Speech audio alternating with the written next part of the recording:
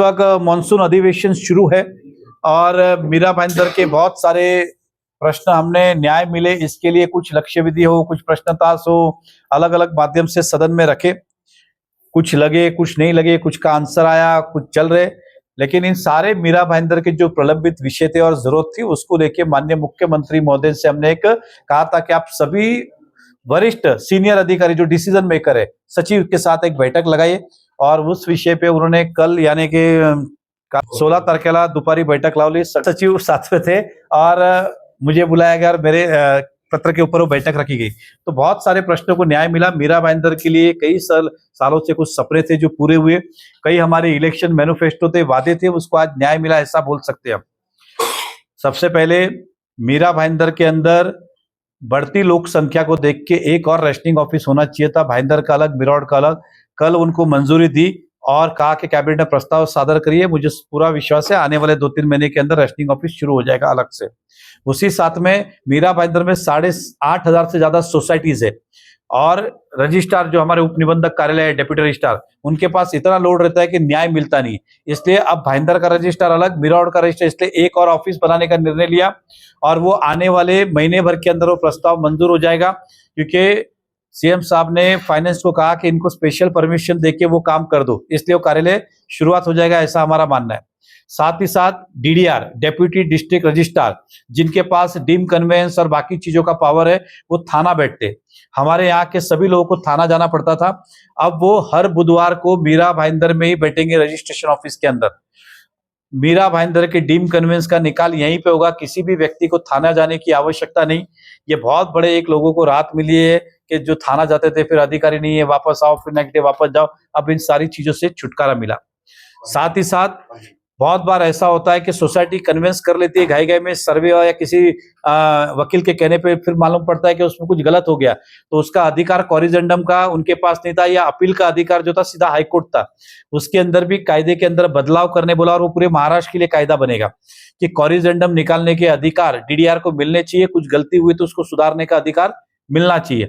अब इस प्रकार का भी निर्णय हुआ, तो रेशनिंग ऑफिस जल्दी शुरू होगी।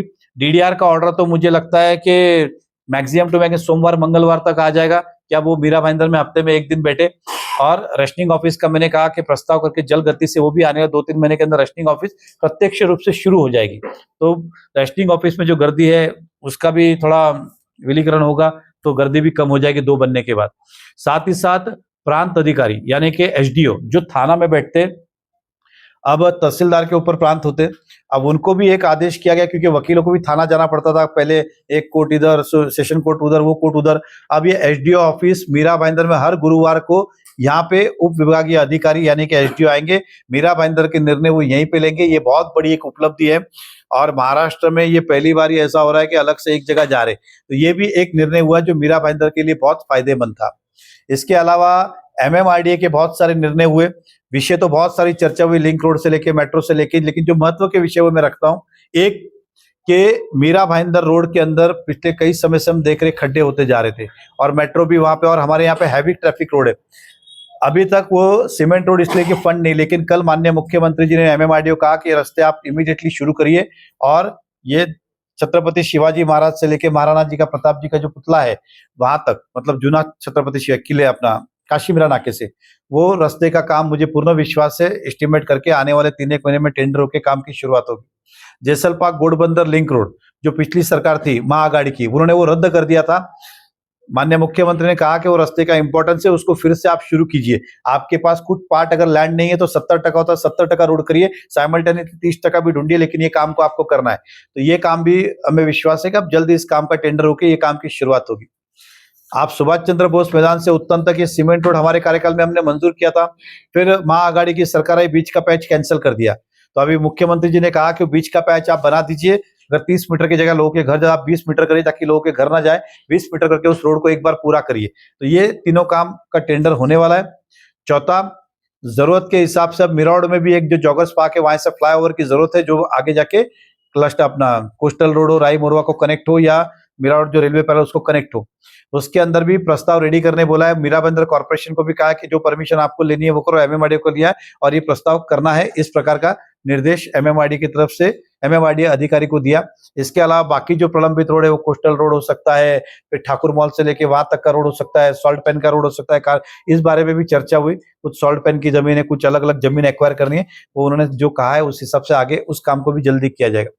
उसके अलावा एमएमआरडी सूर्या प्रकल्प मीरा भाईंदर का एमएमआरडी कर रही है और ये एमएमआरडी कई समय से प्रकल्प जो लंबा लंबा होते जा रहा है।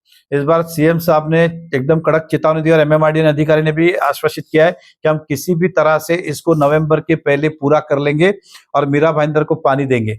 उसके अंदर एक दिक्कत आ सकती है कि एमएससीपी की लाइट दानू साइड की तरफ उन्हें लाइट चाहिए, सॉरी दानू नहीं, पालघर साइड कहीं लाइट चाहिए जिसके अंदर 132 के, उसको थोड़ा समय लगने वाला है। तो उसके लिए भी उन्होंने कहा कि आप टेम्पररी लाइट कहीं से लीजिए लेकिन मीरा भाईंदर को पानी दीजिए। तो हमें विश्वास है कि मीरा भाईंदर की पानी की समस्या आने वाले नवंबर में खत्म होगी। लेकिन फिलहाल जो समस्या अभी जो चल रही है उसके लिए एमआईडीसी और स्टैम्प के अधिकारी भी थे जो अभी फिलहाल मीरा भाईंदर को पानी दे रहे, लेकिन हर रोज उनका पानी जो है थोड़ा कम आता है, करीबन दोनों का मिला के 1.5 करोड़ लीटर पानी कम आता है। इसलिए दोनों को कहा है कि मीरा भाईंदर का पानी आप पूरा दीजिए, जरा भी कम ना जाए, क्योंकि ऑलरेडी वहां के पानी की शॉर्टेज है।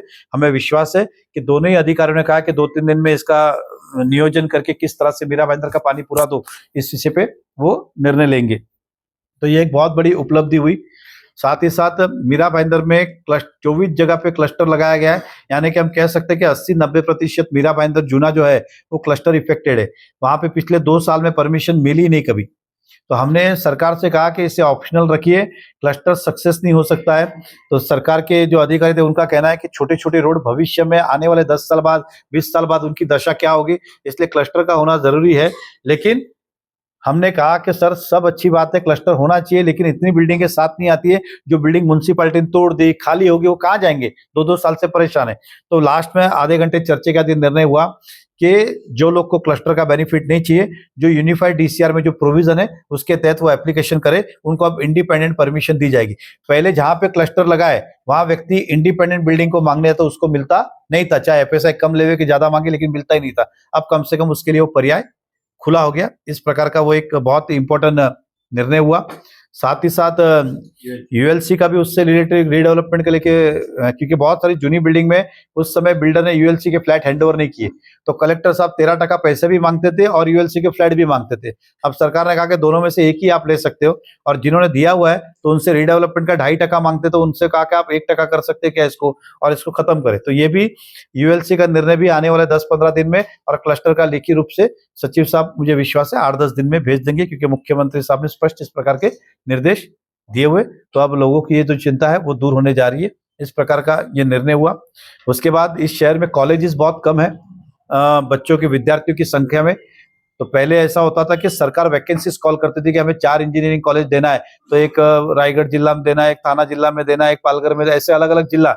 अब उन्होंने मीरा भाईंदर के लिए कहा कि जो कोई भी कॉलेज इसके प्रस्ताव देगा नियम अनुसार, जिसको बनाने की इच्छा है, क्योंकि सरकार तो कॉलेजेस बनाती नहीं है, तो जो भी लोग बनाना चाहे उनको हम परमिशन देंगे। तो आप पहले वैकेंसी की जरूरत पड़ती थी, कॉल करेंगे सरकार के ये कॉलेज के लिए एप्लीकेशन तब करते थे, लेकिन अब फ्री हैंड करके ये कॉलेज का एप्लीकेशन आप कर सकते हो, परमिशन देने को सरकार तैयार हो गई है। ये विषय पे एक बहुत बड़ा निर्णय हुआ है। और दूसरा क्या है, 2 मेट्रो के भी ब्रिज थे हमारे जो इनकम्प्लीट है।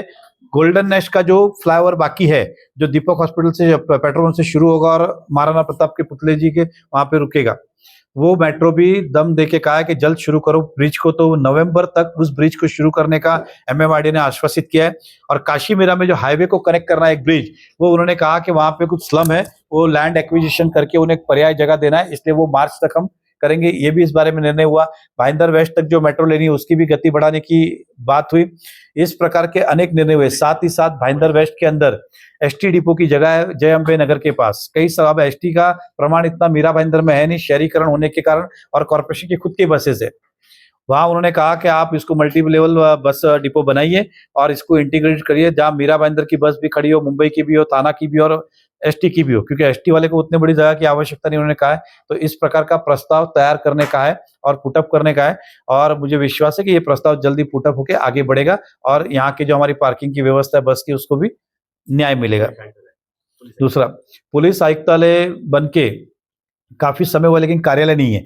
इस विषय के ऊपर माननीय मुख्यमंत्री ने फाइनेंस मिनिस्टर को कहा कि उनकी कुछ 8 करोड़ की रिक्वायरमेंट थी लैंड के लिए, बोला वो दे दो उन्हें पैसा, और वो जल्द से जल्द करे। स्टाफ क्वार्टर का भी जो प्रस्ताव पेंडिंग था वो भी मंजूर करे। हेड क्वार्टर का भी प्रस्ताव रेडी करे ताकि जो जल्द से जल्द इनको न्याय मिले। लेकिन पुलिस आयुक्तालय और स्टाफ क्वार्टर इसके लिए उनकी अग्रसेन भूमिका थी। ये भी एक प्रकार का निर्णय कल हुआ। हाँ, आरक्षण हमने देखिए, आपको पता होगा क्लस्टर के लिए भी हमने आंदोलन किया था, आरक्षण बचाओ का भी आंदोलन किया था। आज उसे न्याय मिला, सरकार ने माना, यूडी सेक्रेटरी ने माना, म्युनिसिपल कमिश्नर ने माना। म्युनिसिपल कमिश्नर ने कहा कि मेरे टाइम का नहीं है। बहुत सारे इलीगल, मतलब क्या आरक्षण में कितना बनेगा, क्या बनेगा उसके कायदे, लेकिन यहाँ पे जो दिल में आया वो बनाया और घड़ी घड़ी आरक्षण बदले। उसके लिए सरकार ने म्युनिसिपल ऑफिस को फटकार भी लगाई है और कहा कि जो काम शुरू नहीं हुए तुरंत बंद कीजिए और भविष्य में इस तरह का एक भी आरक्षण के अंदर खिलवाड़ नहीं होना चाहिए। और कमिश्नर ने कहा कि मैं इसका रिपोर्ट बनाता हूं, दखल लेता हूं और आइंदा नहीं होगा, इस बात का विश्वास दिलाता हूं। इस प्रकार का म्युनिसिपल कमिश्नर ने कहा। और यूडी सेक्रेटरी ने भी कहा कि सर बहुत सारी गलतियां मीरा भाईंदर में बीच के पीरियड में हुई है और अभी हम भी इसका ध्यान रखेंगे कि इस तरह से ये गलतियां ना हो। मीरा भाईंदर को बहुत सारे डेवलपमेंट को लेकर कमिश्नर के साथ चर्चा हुई, यूडी सेक्रेटरी के साथ हुई, एमएमआरडी के अन्य प्रश्नों पे भी बाकी डिपार्टमेंट के जो सेक्रेटरी से थे उनके साथ भी हुई। लेकिन ये जो बड़े बड़े विषय जो मैंने आपको बताया, एक कि हमारे यहाँ पे एसडीओ ऑफिस हो, रजिस्ट्रार ऑफिस हो, रजिस्ट्रिंग ऑफिस हो, डीडीआर हो, फिर सीमेंट रोड, मीरा भाईंदर का सीमेंट रोड हो, जैसल पार्क घोड़बंदर लिंक रोड हो, राय मोरुआ का रोड हो, एग्जाम्पल कॉलेजेस की बात हो, साथ ही साथ हॉस्पिटल का भूल गए। मीरा भाईंदर में जो हॉस्पिटल है यहाँ पे बच्चों के लिए पेटी नहीं है, एनआईसीयू जिसको बोलते हैं, वो भी मंजूर किए गए। बहुत बार पोस्टमार्टम के लिए बेड होने के बाद मॉर्ग रूम कम थे, वो भी इमीडिएटली 10 पेटी और देने के लिए कहा। 19 था, 19 में से 9 दे दिए, 10 दे दिए, 9 बाकी है, वो भी जल्दी मिलने वाला है। मीरा भाईंदर के अंदर कॉर्पोरेशन पंडित भीमसेन जोशी रघुनाथ में ब्लड बैंक नहीं है, उसकी भी फूड एंड ड्रग की मंजूरी हाथों हाथ मिली और अब जगह भी नक्की होगी। जल्दी मीरा भाईंदर का पंडित भीमसेन जोशी रघुनाथ में ब्लड बैंक शुरुआत होगी। फिर केमोथेरेपी कैंसर के लिए 5 बेड अवेलेबल करके दिए, वो भी उन्होंने मंजूरी दी। और 2 माले नर्सिंग कॉलेज के बिल्डिंग के ऊपर, तो कमिश्नर साहब को भी कहा, मीरा भाईंदर के म्युनिसिपल कमिश्नर को भी और उनके सीएस सिविल सर्जन को भी कि आप उसकी स्टेबिलिटी चेक करिए। उस बिल्डिंग की कैपेसिटी अगर 2 माले की है और लेने की, तो उसके ऊपर 2 माले बनाए जा सकते हैं।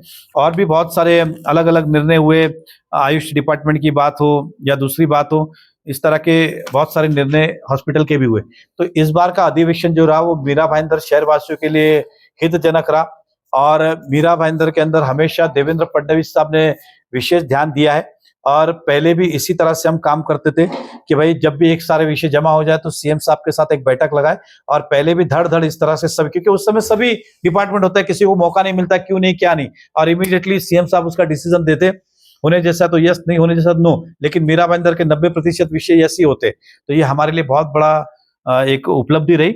मैं शहर वासियों की ओर से, मीरा भाईंदर की ओर से, हमारे देवेंद्र फडणवीस जी महाराष्ट्र के मुख्यमंत्री का धन्यवाद करता हूं कि इस तरह से फास्ट एक दिन में 2 घंटे के अंदर इतने डिसीजन लेने, ये बहुत बड़ी उपलब्धि है। नहीं तो फाइलें घूमती रहती है, निर्णय होते नहीं है, इस बाबू से उस बाबू, लेकिन माननीय मुख्यमंत्री जी ने एक कर दिखाया।